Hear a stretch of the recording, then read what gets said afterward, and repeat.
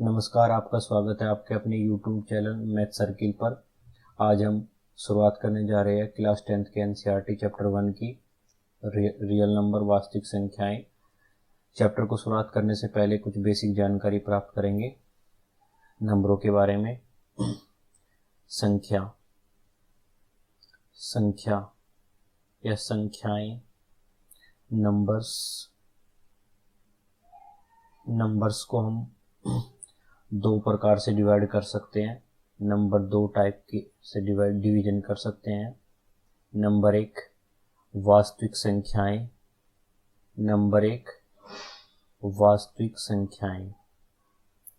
यानी कि real number. Number दो काल्पनिक संख्याएं यानी कि इमेजिनरी नंबर। तो इमेजिनरी नंबर को हम 11th क्लास में पढ़ेंगे। ठीक है, अभी हमें डिस्कशन करना है वास्तविक संख्याओं के बारे में। वास्तविक संख्याओं को हम फर्दर डिवाइड करेंगे दो टाइप से। नंबर एक परिमेय संख्याएं और नंबर दो अपरिमेय संख्याएं। अब परिमेय संख्याएं क्या होती है, यानी कि रैशनल नंबर और अपरिमेय संख्याएं इरेशनल नंबर। अब परिमेय संख्याएं किसे कहते हैं? वे संख्याएं जिसको P/Q के फॉर्म में लिखा जा सके और जहां P और Q क्या होनी चाहिए? एक पूर्णांक होनी चाहिए। P और Q क्या होनी चाहिए? एक इंटीजर होनी चाहिए। और Q does not equal to 0, यानी कि हर 0 के इक्वल नहीं होना चाहिए। तो वे संख्याएं जिसको P/Q के फॉर्म में लिखा जा सके, जहां P और Q एक पूर्णांक होना चाहिए और Q 0 के इक्वल नहीं होना चाहिए, उनको क्या बोलेंगे हम? परिमेय संख्याएं। और जो संख्याएं P/Q के फॉर्म में नहीं लिखी जा सकती, उनको क्या बोलेंगे? अपरिमेय संख्याएं। ठीक है, नेक्स्ट। अब परिमेय संख्याओं को भी हम डिवाइड कर सकते हैं दो प्रकार से। परिमेय संख्याओं को डिवाइड करेंगे हम दो प्रकार से। नंबर एक भिन्न और नंबर दो पूर्णांक। भिन्न क्या होते हैं? जैसे एग्जांपल 2/3, 2/3, 4/5, ये सभी क्या है? भिन्न। और परिमेय संख्याएं और भिन्न में क्या डिफरेंस होता है? परिमेय संख्याओं में जो अंश और हर होता है, P/Q होता है, वो एक पॉजिटिव इंटीजर होता है, धन पूर्णांक होता है। क्या होगा? वो धन पूर्णांक होगा। लेकिन परिमेय संख्याओं में वो क्या हो सकता है? वो क्या होगा? एक पूर्णांक होगा। वो धन पूर्णांक भी हो सकता है और पॉजिटिव इंटीजर भी हो सकता है और नेगेटिव इंटीजर हो सकता है, दोनों हो सकते हैं। ठीक है, अब हम देख लेते हैं पूर्णांकों के बारे में। पूर्णांक क्या होते हैं, पूर्णांकों के बारे में देख लेते हैं। अब पूर्णांकों को फर्दर डिवाइड करेंगे 0, 1, 2, 3, 4 अप टू इनफाइनाइट, -4, -3, -2 और -1। इन सभी संख्याओं को क्या बोलेंगे? नेगेटिव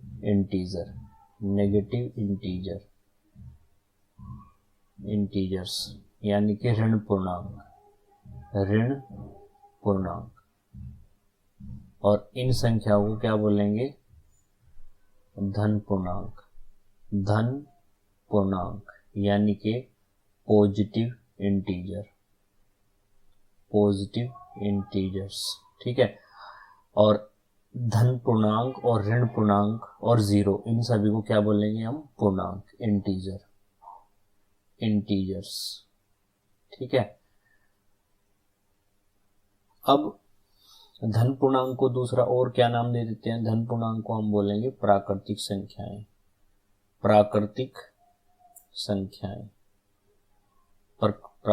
संख्याएं, यानी कि नेचुरल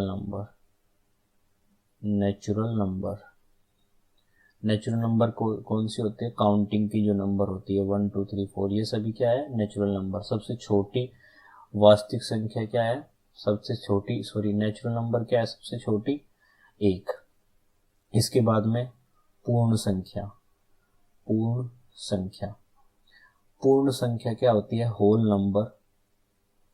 नंबर होल नंबर क्या होती है? पूर्ण संख्या। पूर्ण संख्या, यदि प्राकृतिक संख्या में हम 0 ऐड कर देते हैं तो वो क्या हो जाती है? पूर्ण संख्या। सबसे छोटी पूर्ण संख्या क्या होती है? 0। नेक्स्ट अब हम क्या पढ़ेंगे? भाज्य संख्याएं। भाज्य संख्याएं, भाज्य संख्याएं, अभाज्य संख्याएं, अभाज्य संख्याएं। यानी कि अभाज्य संख्या क्या होती है? प्राइम नंबर, प्राइम, और ये क्या होती है? Composite, composite number. Prime number क्या होती है? वे संख्याएं जिनके सिर्फ 2 फैक्टर होते हैं, जिनके केवल 2 फैक्टर होते हैं, जिनके केवल 2 गुणनखंड होते हैं। जिनके 2 गुणनखंड होंगे उनको क्या बोलेंगे? अभाज्य संख्याएं। फॉर एग्जाम्पल 2, 3, 5, ये सब क्या है? अभाज्य संख्याएं। भाज्य संख्याएं जिनके 2 से ज्यादा, जिनके 2 से ज्यादा फैक्टर होंगे उनको क्या बोलेंगे हम? भाज्य संख्याएं। जैसे 4, 10, 12, ये सब क्या है? भाज्य संख्याएं हैं। एक जो है नंबर 1, संख्या 1, ना तो भाज्य संख्याएं ना ही अभाज्य संख्याएं हैं। ठीक है, अब हम देख लेते हैं सम संख्या, सम और विषम। सम संख्या इवन नंबर और ये ओड नंबर। इवन नंबर क्या होती है? जो 2 से विभाजित हो जाए, 2 से डिवाइड हो जाए। जो 2 से डिवाइड हो जाती है उसको हम सम संख्या बोलते हैं। सम संख्या के अलावा जितनी भी संख्याएं बची वो सब क्या है? विषम संख्याएं। अब हम चैप्टर की शुरुआत कर लेते हैं। सबसे पहले हम पढ़ेंगे क्या? यूक्लिड विभाजन प्रमेय का। 2 धनात्मक पूर्णांक ए और बी दिए रहने पर क्यू और आर एग्जिस्टेंस होता है। ऐसी अद्वितीय पूर्ण संख्या क्यू और आर विद्यमान होता है कि A is equal to B Q plus R, और आर क्या होना चाहिए? आर छोटा होना चाहिए बी से और बड़ा या बराबर होना चाहिए 0 के। इसको एक एग्जांपल के थ्रू देख लेते हैं। मान लिया हमने, माना ए इज इक्वल टू 17 और बी इज इक्वल टू 5। तो अगर हम 5 से 17 को डिवाइड करेंगे, 5 से हमने 17 को डिवाइड किया। यूक्लिड विभाजन प्रमेय का सिर्फ एक विभाजन की एक प्रक्रिया है। 5 से इसको 3 बार जाएगा, 5 3 15, और ये कितना शेषफल बचा? 2। तो यहाँ से इसको क्या लिखेंगे हम? ये क्या हुआ? शेषफल। शेषफल। ये क्या हुआ? भागफल। भाजक, और 17 क्या है इसमें? भाज्य है। तो हम इसको कैसे लिखेंगे? A is equal to B Q plus R, यानी कि 17 इज इक्वल टू बी, यहाँ पे कितना है? 5, और गुना 3 प्लस 2। यानी कि यदि 2 संख्याएं ए और बी हमें दी गई है तो हमें क्यू और आर मिल जाते हैं, जहां पे आर क्या होता है? आर शेषफल होता है। आर क्या होता है? शेषफल। यानी कि इसको हम ऐसे लिख सकते हैं कि भाज्य बराबर भाजक गुना भागफल प्लस शेषफल। शेषफल यानी कि यदि हमें 2 संख्याएं दे रखी है तो हमें क्यू और आर 2 संख्याएं ऐसी प्राप्त होती है जिसको क्यू को क्या बोलेंगे हम? भागफल, और आर क्या होता है? शेषफल। यहाँ पे ए क्या है? भाज्य, और बी क्या है? भाजक। ठीक है, अब इसके बारे में देख लेते हैं। आर क्या है? आर शेषफल है, और शेषफल हमेशा छोटा होता है किससे? भाजक से। यानी कि शेषफल हमेशा छोटा होगा बी से और बड़ा या बराबर होगा 0 के, क्योंकि शेषफल हमारा 0 भी आ सकता है और 0 से बड़ा भी आ सकता है, लेकिन शेषफल हमेशा छोटा होगा किससे, भाजक से। यही यूक्लिड विभाजन प्रमेय का है। अब हम नेक्स्ट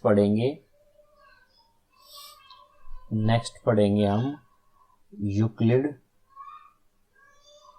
अब हम पढ़ेंगे यूक्लिड विभाजन एल्गोरिथम।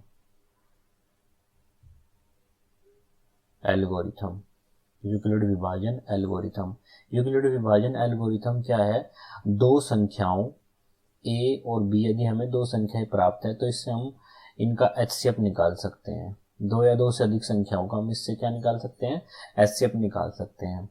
इसको करने का तरीका क्या है, यूक्लिड विभाजन प्रमेय का, इसको एक एग्जाम्पल के थ्रू देख लेते हैं। मान लिया हमने a = 25 और b = 3, ठीक है। तो यहां से हम देख रहे हैं कि a is greater than b, तो हम भाग लगाएंगे 3 से 25 को। 3 से 25 को भाग लगाया तो ये कितनी बार जाएगा, 8 बार। ये कितना बचा, 24, शेषफल 1। फिर हम क्या करेंगे, जो शेषफल बचा उससे भाग लगाए हमारे भाजक को शुरुआत में, ये कितनी बार जाएगा, 3 बार। तो यहाँ पे शेषफल 0। जहाँ पे शेषफल 0 आ जाता है उसका जो भाजक होता है वही हमारा क्या होता है, HCF, ठीक है, वही हमारा HCF होता है। तो हम इसको लिखने का तरीका क्या है, इसको लिखेंगे कैसे, इसको चरण वाइज लिखने का तरीका क्या है, स्टेप 1, इसको स्टेप 1 के थ्रू कैसे लिखेंगे। जैसे हमारे 25 है, 25 को हम कैसे लिखेंगे, 25 = 3 × 8 + 1, और यहाँ पे क्या लिखेंगे, 1 does not equal to 0, एक 0 के इक्वल नहीं है तो हम दूसरा चरण करेंगे। यदि यहाँ पे 0 के इक्वल आ जाता तो यही हमारा क्या हो जाता, HCF। अब हम क्या लिखेंगे, चरण नंबर 2। चरण नंबर 2 में जो हमारा भाजक था उसको हम क्या बना लेंगे, भाज्य, और शेषफल जो है उसको हम क्या बना लेंगे, अपना भाजक, मल्टीप्लाई, ये कितनी बार, 3 बार, +0। अब की बार यहाँ 0 क्या है हमारा, रिमाइंडर हमारा 0 है। तो इसका मतलब हमारा जो शेषफल बचे, जो हमारा HCF होगा वही हमारा क्या होगा, 1, यानी कि HCF क्या है हमारा, 1, ठीक है। अब हम क्वेश्चनों की शुरुआत करते हैं। यही यूक्लिड विभाजन एल्गोरिथम है, इसके द्वारा हम दो या दो से अधिक संख्याओं का HCF निकाल सकते हैं इस मेथड से। क्वेश्चन की शुरुआत करते हैं। पहला क्वेश्चन क्या दे रखा है, निम्नलिखित संख्याओं का HCF ज्ञात करने के लिए यूक्लिड विभाजन एल्गोरिथम का प्रयोग कीजिए। तो सबसे पहले हम क्या करेंगे, पहला पार्ट जो है इसको देख लेते हैं। यहाँ से हमें क्या पता है, 135 छोटा है 225 से। अब हम भाग लगाएंगे किससे, 135 से लगाएंगे 225 को। ये कितनी बार जाएगा, ये एक बार जाएगा 135, और ये कितना बचा, यहाँ से ये बचा 90। फिर हम क्या करेंगे, 90 से डिवाइड करेंगे 135 को, तो ये कितनी बार गया, 90 से ये कितनी बार जाएगा, एक बार, यानी कि 90। फिर यहाँ पे कितना बचा, 45। फिर 45 को फिर 90 से डिवाइड करेंगे, ये कितनी बार जाएगा, 2 बार, 45 × 90। यहाँ से शेषफल 0, तो यहाँ से हम क्या कह सकते हैं, हमारा 45 से क्या होगा, HCF। इसको चरण वाइज कैसे लिखेंगे, इसको स्टेप 1 या फिर चरण 1, स्टेप 1 कैसे लिखेंगे हम, इसको लिखने का तरीका क्या है, इसको लिखने का तरीका है कि 225 बराबर 135 गुना एक बार, और हमारा शेषफल कितना था, 90। हम क्या लिखेंगे, 90 डज नॉट इक्वल टू 0, 90 0 के इक्वल नहीं है, तो हमें क्या करना पड़ेगा, स्टेप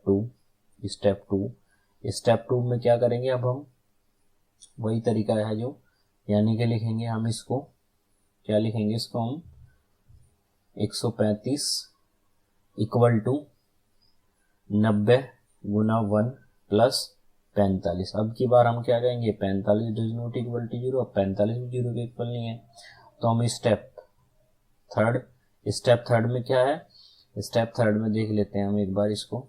स्टेप थर्ड में यानी कि 45 इक्वल टू, सॉरी इसको 90 करेंगे, 90 यानी कि 90 इक्वल टू 45 × 2, यानी कि 90 प्लस 0।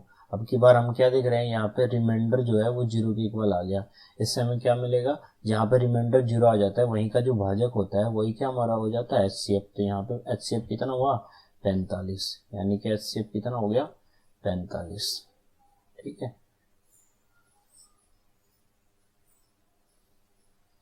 दूसरा पार्ट देख लेते हैं। दूसरे पार्ट में क्या करेंगे, 196 से डिवाइड करेंगे 38,220 को, और ये इसको आप डिवाइड करोगे तो 195 टाइम्स चला जाएगा ये 9। तो यहाँ पे शेषफल कितना होगा, 0। इसको चरण 1 के तरीके से क्या लिखेंगे, इसको चरण 1 इसको कैसे लिखेंगे, चरण 1 में इसको लिख लेंगे हम 38,220 बराबर 196 गुना 195 प्लस 0। यहाँ से हमें क्या मिल रहा है, रिमाइंडर 0 के मिल रहा है। जब रिमाइंडर 0 के इक्वल आ जाता है तो हमारा HCF क्या हो जाएगा, HCF कितना हो जाएगा, 196, यानी कि HCF कितना होगा हमारा, 196। ठीक है, थर्ड पार्ट देख लेते हैं। थर्ड पार्ट में क्या दे रखा है, थर्ड पार्ट में भाग करेंगे इसको हम 255 से डिवाइड करेंगे 867 को, 3 बार जाएगा ये, तो ये कितना हो जाएगा, 5 3 15 और 5 3 15 और 1 16 और 3 दूनी 6 1 7, जिसमें से इसको घटाएंगे तो कितना बचेगा, 102। फिर ये 255 यहाँ भाग लगाएंगे तो ये कितनी बार जाएगा, ये 2 बार जाएगा, यानी कि 204। हमारा बचा कितना, 51 एक, फिर यहाँ 102 में 2 बार जाएगा, 51 दूनी 102, यानी कि हमारा शेषफल कितना है, 0। यहाँ से हम क्या कह सकते हैं, 51 ही हमारा HCF होगा। इसको चरण वाइज कैसे लिखेंगे, चरण 1 स्टेप 1 कैसे लिखेंगे, इसको 8 6 7 इक्वल टू, इसको चरण वाइज कैसे लिखेंगे, 8 6 7 इक्वल 255 गुना 3 प्लस 102। हम क्या लिखेंगे, 102, यहाँ पे शेषफल 0 के इक्वल नहीं है, यानी कि 102 डज नॉट इक्वल टू 0। अब हम चरण 2 कर लेते हैं, चरण नंबर 2, चरण 2। तो चरण 2 में क्या लिखेंगे हम, 255 इज इक्वल टू 102 गुना 2 प्लस 51। अब हम क्या लिखेंगे, 51 डज नॉट इक्वल टू 0, तो यहाँ से क्या लिखेंगे हम, चरण 3। ठीक है, चरण 3 हम इसको क्या लिख लेंगे, चरण 3, यानी कि 102 इक्वल टू 51 गुना 2 प्लस 0, यानी कि हम कह सकते हैं रिमाइंडर हमारा क्या हो गया, 0। तो हम क्या बोलेंगे, यहाँ से हमारा HCF कितना हो जाएगा, 51। HCF कितना हो जाएगा, 51। हमारा HCF यहाँ से 51। ठीक है, अब नेक्स्ट क्वेश्चन देखते हैं, क्वेश्चन नंबर 2। क्वेश्चन नंबर 2 में क्या बोल रखा है हमें, दर्शाइए कि कोई भी धनात्मक विषम पूर्णांक 6q + 1 6q + 3 6q + 5 के रूप का होता है जहां q कोई पूर्णांक है। तो ऐसे क्वेश्चन को करने के लिए हम क्या करेंगे, यहाँ पे लिख लेंगे, माना कोई संख्या, माना कोई पूर्णांक a है जो a ग्रेटर देन 6, a 6 से बड़ा होगा। अब हम 6 से बड़ा क्यों माना, क्योंकि ये हमारा क्या है, भाजक है, और भाज्य हमेशा बड़ा होना चाहिए भाजक से। ठीक है, अब हम क्या लिखेंगे, यूक्लिड विभाजन प्रमेय से,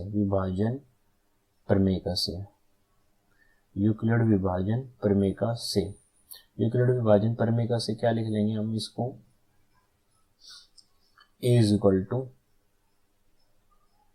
6q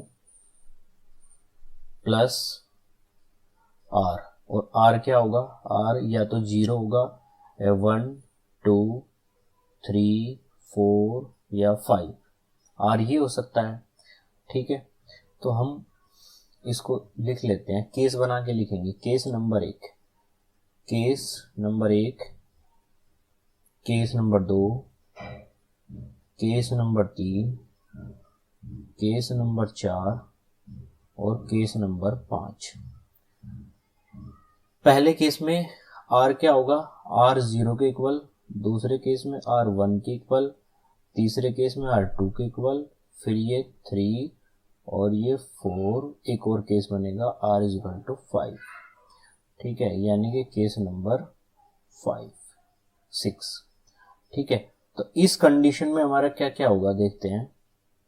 यदि r इक्वल टू 0 होता है, r इक्वल टू 0 होता है तो a इक्वल टू क्या होगा 6 क्यों। यदि r इक्वल टू 1 होता है तो a इक्वल टू 6 क्यों प्लस 1। फिर यहाँ a इक्वल टू 6 क्यों प्लस 2, यहाँ पे a इक्वल टू 6 क्यों प्लस 3, a इक्वल टू 6 क्यों प्लस 4, a इक्वल टू 6 क्यों प्लस 5। ठीक है, अब यहाँ से देख लेते हैं इसको। अगर हम किसी भी संख्या में, किसी पूर्णांक में 6 से मल्टीप्लाई करेंगे तो ये क्या हो जाता है, सम संख्या। इसको देख लेते हैं एक बार। जैसे हमने 6 को हमने 2 से मल्टीप्लाई किया, 6 को हमने 3 से मल्टीप्लाई किया, 6 को 4 से मल्टीप्लाई किया, तो ये कितना हो गया 12, 18, 24। हम देख रहे हैं ये सभी क्या है, सम संख्या है। तो यानी कि अगर 6 से मल्टीप्लाई करेंगे हम किसी भी नंबर को तो वो क्या होगा, सम संख्या। और सम से जस्ट अगली संख्या क्या होगी, विषम संख्या। फिर क्या होगी, सम संख्या। फिर क्या होगी, विषम। फिर क्या होगी, सम। फिर क्या होगी, विषम। ठीक है, तो हम यहाँ से हमें क्या रिजल्ट मिला है, रिजल्ट ये मिला है कि कोई भी विषम पूर्णांक किस फॉर्म में हो सकता है, 6 क्यू प्लस 1, 6 क्यू प्लस 3 और 6 क्यू प्लस 5। कोई भी विषम पूर्णांक इन रूप के हो सकते हैं। यही हमें क्या करना था, प्रूव करना था। क्वेश्चन नंबर 3 देखते हैं। क्वेश्चन नंबर 3 में क्या बोला है, किसी परेड में 616 सदस्यों वाली एक सेना की टुकड़ी को 32 सदस्यों वाली एक आर्मी बैंड के पीछे मार्च कराना है। दोनों समूहों को समान संख्या वाले स्तंभों में मार्च कराना है। उन स्तंभों की अधिकतम संख्या क्या है जिसमें वे मार्च कर सकते हैं। देखिए इसमें एक की पॉइंट दिया है, अधिकतम। यदि अधिकतम की बात करेंगे तो हम यहाँ से क्या निकाल लेंगे, HCF। तो HCF निकालना है हमें किसका, 616 और 32 का HCF। तो इसको यूक्लिड विभाजन एल्गोरिथम के द्वारा हम HCF निकालेंगे। 32 से इसको डिवाइड करेंगे, 616 को 32 से डिवाइड करेंगे तो ये एक बार 32, ये कितना बचा 29, ये 6 बार, ये 9 बार जाएगा, यानी कि 288। और शेषफल कितना बचा यहाँ से, बचा यहाँ पे 8। फिर ये 32 से इसको डिवाइड करेंगे, ये कितनी बार जाएगा, 4 बार, यानी कि 32। हमारा शेषफल 0, यानी कि HCF हमारा क्या है, 8। अब इसको चरण वाइज कैसे लिख लेते हैं, चरण 1, इसमें 2 चरण बनेंगे, चरण 2, स्टेप 1 और स्टेप 2। स्टेप 1 और स्टेप 2 इसमें क्या लिखना है हमें, 616 बराबर 32 गुना 19 plus 8। 8 does not equal to 0, 8 0 के इक्वल नहीं है। तो नेक्स्ट स्टेप करेंगे, यानी कि लिखेंगे हम 32 इज इक्वल टू 4 गुना 8, 8 गुना 4, 8 गुना 4 प्लस 0, यानी कि हमें रिमाइंडर क्या है, 0। तो हम क्या बोल सकते हैं, यहाँ से HCF कितना हुआ हमारा, 8, यानी कि HCF हमारा 8 हुआ। यही हमारा आंसर है। अगला क्वेश्चन देखते हैं। क्वेश्चन नंबर 4 में क्या दे रखा है, यूक्लिड विभाजन प्रमेय का प्रयोग करके दर्शाइए कि किसी धनात्मक पूर्णांक का वर्ग किसी पूर्णांक m के लिए 3m प्लस 1 के रूप का होता है। तो मान लेते हैं, माना कोई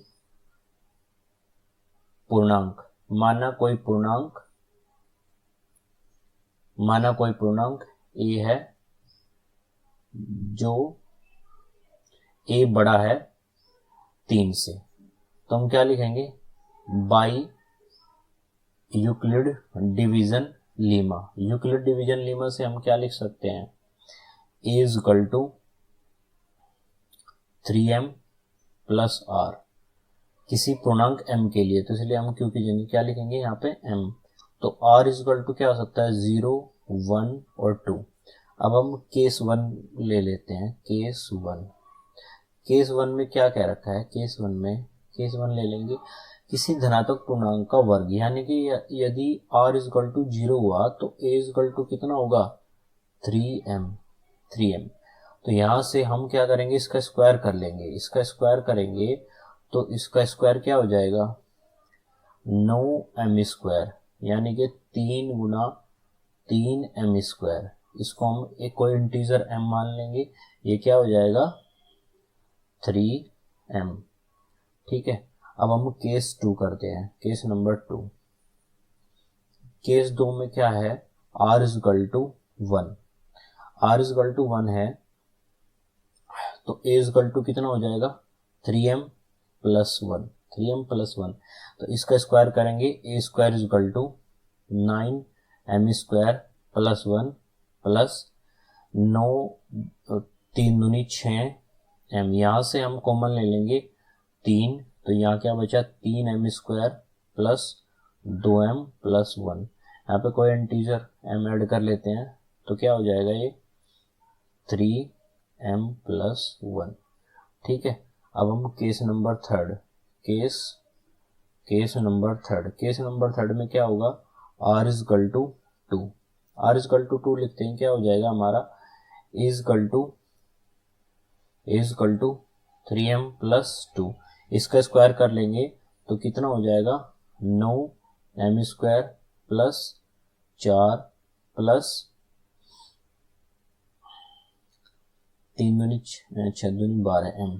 तो इसमें से कॉमन क्या ले लेंगे 3 कॉमन ले लेंगे 3m square plus 4m plus 1 और प्लस 1। तो यहाँ से 4 को हम स्प्लिट कर लेंगे 3 में, और 3 यहाँ से कॉमन होके यहाँ पे 1 बच जाएगा।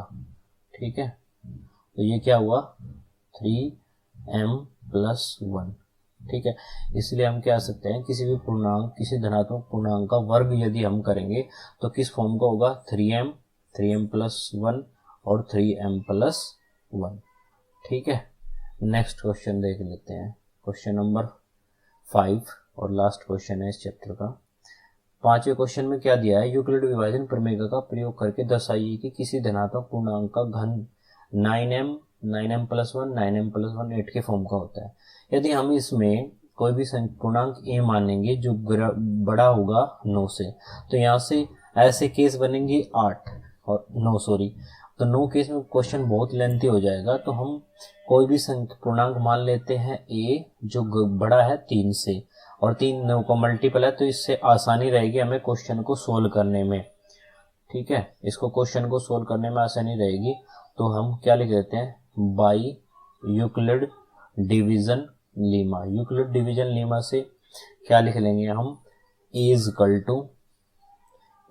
टू 3m प्लस r, यानी कि r इक्वल टू 0 हो सकता है, 1 हो सकता है और 2 हो सकता है। r की यही पॉसिबिलिटी होती है।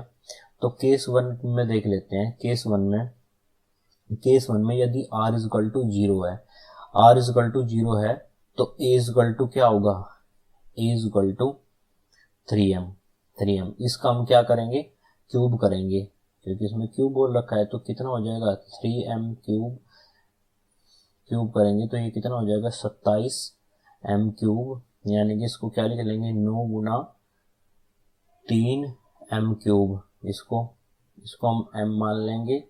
ठीक है, तो कितना हो जाएगा 9m।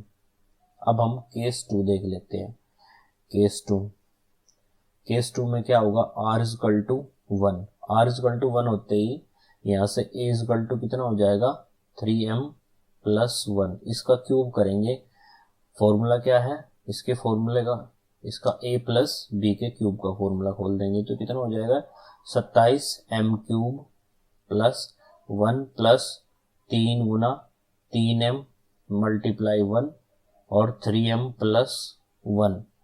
तो यानी कि इसको क्या लिख लेंगे हम 27m cube plus 1 plus 27m square plus 9m। यहाँ से कॉमन क्या हो सकता है, 9 कॉमन ले लिया, यहाँ पे 3m क्यूब प्लस यहाँ पे 3m स्क्वायर प्लस m और प्लस 1। यहाँ पे इसको इंटीजर कोई भी m मान लेंगे इनको, तो क्या हो जाएगा 9m + 1। ठीक है, अब अगला केस देख लेते हैं। Case number third. Case third में क्या होगा, केस थर्ड में क्या होगा, a = 3m + 2, इसका क्यूब करेंगे तो a³ = 27m³ + 8 + 3m × 2 × 3 और 3m + 2। ठीक है, तो ये कितना हो जाएगा 27m³ + 8, तो 3 दूनी 6, 36 18, 18 54, तो 54m² प्लस, और ये कितना हो जाएगा 18 दूनी 36m, तो यहाँ से हम कॉमन ले लेंगे 9, तो ये कितना हो जाएगा 3m³ plus 6m² plus 4m और प्लस 8, इसको क्या मान लेंगे हम, कोई इंटीजर m, तो यानी कि ये क्या हो जाएगा 9m + 8। ठीक है, तो हम यहाँ से क्या कह सकते हैं, कोई भी पूर्णांक किस फॉर्म का होगा 9m, यदि हम किसी धनात्मक पूर्णांक का घन करेंगे तो 9m + 1 और 9m + 8 के फॉर्म का हो गया। Thank you.